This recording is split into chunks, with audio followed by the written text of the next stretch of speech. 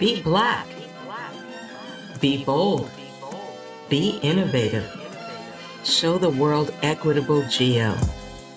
We're coming together as a collective to celebrate people of African descent, the diaspora, and talking about geospatial equity and justice. You're listening to the North Star Gaze, a podcast with intimate stories from geo luminaries. Let's dive in. I am here today with Sandra, who is the director of NGA Denver. Welcome, and I'll ask you to introduce yourself. Sandra Auchter, Director of NGA Denver. I've been with the National Geospatial-Intelligence Agency for a little over 20 years and started as an analyst here in DC, an imagery analyst a long time ago, and then moved up over the last couple of years to become a senior executive within the intelligence community. And I'm super happy to be here. Okay, so you gave a really inspiring talk this morning. Can you tell us a little bit more about your career path? So, as I said, I started out as an imagery analyst in the Navy Yard. And what's interesting, and I hadn't mentioned it before, is that when I got the job, I actually didn't know what I was going to be doing because imagery analyst, there was no Google Earth, anything sort of geospatial that would give me an idea of what the kind of work I would be doing. So when I came in, I knew I'd be working the, region that I really loved, which was Africa, but I had no idea what I'd be doing. And so to see the evolution of GIS and geospatial information, it's ubiquitous now, but it was something that I had to learn. We had a training program for 4 months of the kind of work that I'd be able to do. So to see professionals like you doing some of the things that I had to learn about 20 some years ago was really exciting. So, okay, well, thank you. I feel. All right. So this morning you said something that resonated with me. I am in a lot of GIS spaces with people who don't look like me. And you mentioned imposter syndrome and the isolation that one can sometimes feel. How did you overcome it?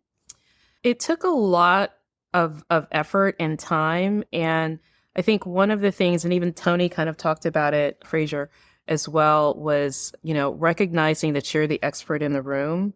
I remember doing a briefing at headquarters, and it was like all of these really experienced men with a bunch of titles after their names sitting around this big oak table. And I had to go in and brief them one day. And I felt so small and just insignificant. And then I remembered what one of my mentors told me, and it's like, you know more than anybody in this room. They are relying on you to provide them information so that they can make decisions. And it was true, especially in our business, where I knew my stuff inside and out, and they were relying on me to provide expertise so that they could make decisions and write reports, et cetera. And I have to keep reminding myself of that, something that every single time, it doesn't go away. It's just one of those things that you have to keep reinforcing within yourselves. Like, I get asked to do speaking engagements and I'm like, am I qualified to talk about, one of them was on imposter syndrome. And I was like, I felt it so many times. I'm like, I'm not qualified to talk about it. And you just need to really get over that. There are experiences that you have that you can share with people that is going to be of benefit. And it's important to make sure that you have your voice. Yeah. Yes. Clinton and I, we talk about this a lot in being able to find your voice and lean into your voice. And for a lot of Black women, our voices are typically not always heard, and it's not always the loudest voice in the room until it almost feels like you're given permission to be the loudest voice in the room. Now, to be perfectly honest and transparent, I've leaned into that. So things like this interview, scary. I know. But isn't it great when you do scary things that it's where you grow the most, right? You do. And the other thing that I think is important for me to get over my imposter syndrome is recognizing that there are other people that are looking at you all the time, and you're giving them permission to be able to have a voice as well. And so if I'm not speaking up, they're not given the opportunity to do it themselves, or to get that permission that you were just talking about. Yes. Yeah. Okay, so this is a small, intimate event. Sometimes when people think of events and conferences, they think of the large, thousands of people. This is small, intimate. Can you talk a little bit about the importance of attending events like this to young career professionals? So I think one of the things that's really important is getting a network and being able to feel comfortable in all types of environments. And I think the ability to be able to connect with people on a one-on-one basis, to really hear some of their stories that you cannot do at a large event, is extremely important. So you got to be able to navigate in both of those areas, but being able to really have an opportunity to talk to peers, talk to people that are in your mission areas and the things that you're working, getting that expertise, right? Always learning. One of the reasons that I really want to spend time here is I've been in this business for 20 some years, but there's still so much that I don't know about, right? And being able to make sure that I have that continuous learning and being an expert in your field. I cannot be truly an expert in my field if I don't have the breadth of experience. And so for young professionals, I think it's really important to go to the big conferences, but, get as much out of there as you can. But having the opportunity to connect with people more individually is just as important. Yes. You are speaking to my soul. Okay. So since we are still having the conversation about young career professionals, what types of careers can a young person find at NGA? So it's interesting. My niece has just graduated at 18. She's like this phenomenal, crazy person from University of Maryland, College Park. And she's doing her master's now. She'll be finished with her master's and she won't even be 20. She can't even drink, right?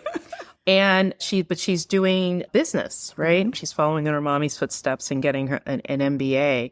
And there are lots of different fields. I'm an analyst. I worked intelligence analysis for the longest time. I managed those teams as well. But there's a business to our business, right? Where you have folks who understand finance, acquisition, all of those things that enable the core business to actually happen are just as important, right? We have folks that are working on our staff to make sure that, people get paid on time, that, that we're taking care of people while they're taking care of the mission. And so we often recruit for GIS professionals, for data scientists. There's a lot going on in the STEM field. So math and geodesists, all of those things are super important. But you can be a communications major and come in. We definitely need to have that happen as well. We have folks that are working legislative affairs that are a part of our team. We have folks that are developers, so they're writing code as well. We have, folks in finance, folks in security. So all of those things make up our agency and our business. So just about any major that you have, there's room for you. And I tell people also that, you don't have to just stay in one field. I have folks who started out in the same area that I did that are now doing policy for us, or, transition to, other fields and not staying in that as well. So there's an opportunity to have a breadth of experience within a career, within the IC. And so if you get tired of one thing, you don't have to leave the agency. You can transition and do other things as well. So I tell people there's lots of different opportunities for us. Awesome. All right. You hear that, young people. Take advantage. Okay. Last two questions. Probably the two hardest questions. All right. Ready. Resilience or resistance? Woo! Or both. Or both.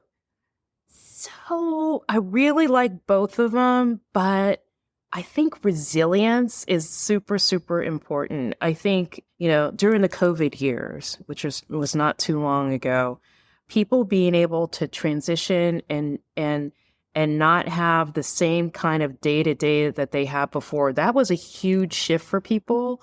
And then, being able to deal with coworkers who were getting sick, or, being out of the office and working at home.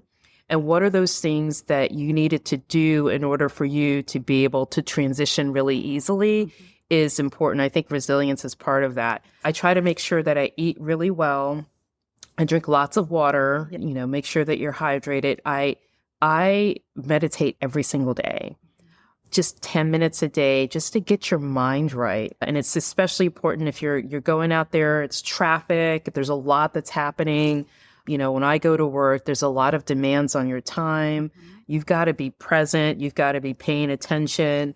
It's funny. I think about when I was an analyst and I could just sit in the background and I saw the managers managing and doing all this. And I was like, why do they need all the staff? And it's because they have to think about and make decisions, right? About a million different things that I was just not aware of. And like now I'm in this position and I'm going, wow, I really do need to pay attention to what everybody's saying. I need to ask pertinent questions.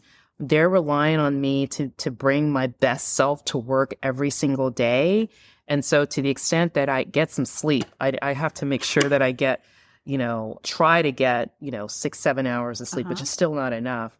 But all of those things, I think, feed into resilience so that you can be your best self, so you can be your best self for your coworkers and for the people that really depend on you. So I would take resilience over resistance. Well, I will tell you. Yeah. I needed the resilience this week. So, the team that's here working this event, we've come from near and far. I am in Virginia. I've got 2 little ones. I'm a single mom. So traveling in, and it sounds like a theme that ran through kind of what you consider your self-care routine has been mindfulness and making sure that you have what you need in the moment.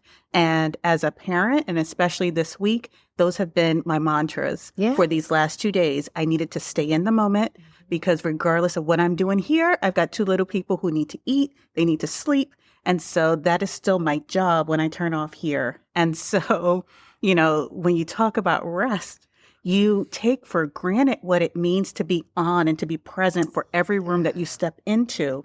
I went to bed, my entire household went to bed at 7:30 last night. Yes. And then I was up at 2:00 putting together preparing for the rest of my panels today, and then went back to sleep.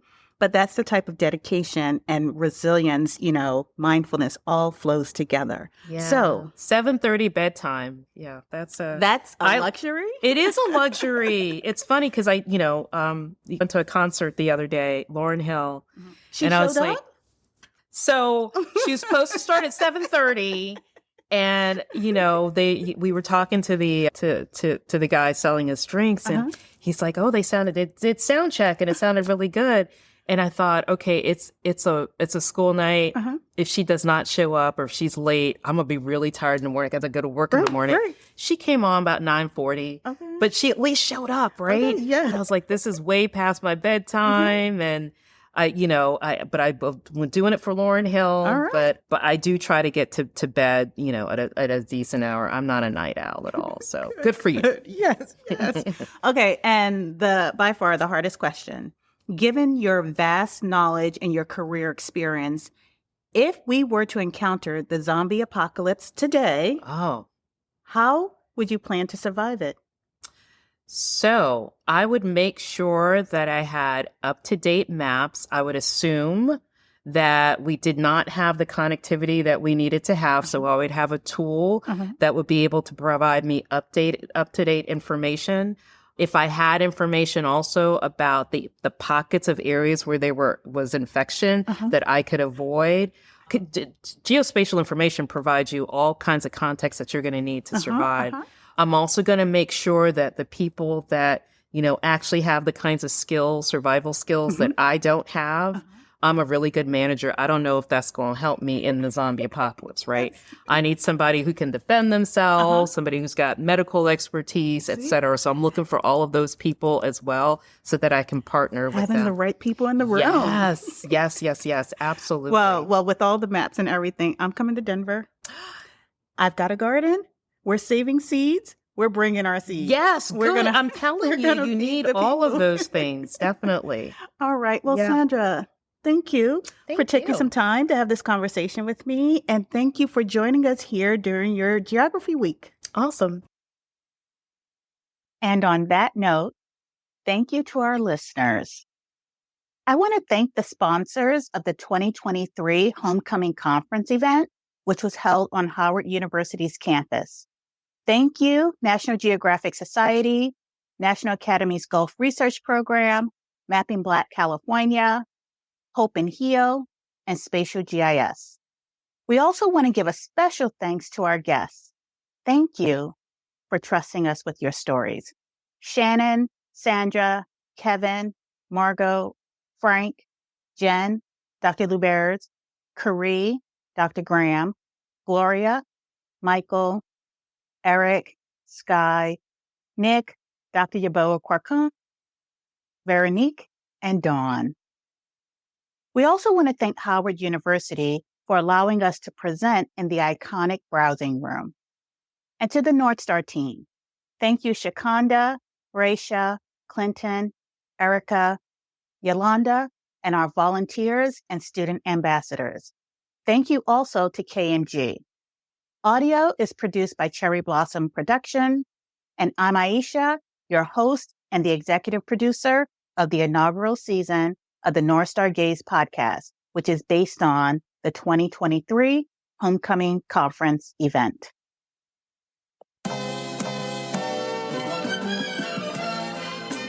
Thanks for listening to the North Star Gaze, intimate stories from geoluminaries.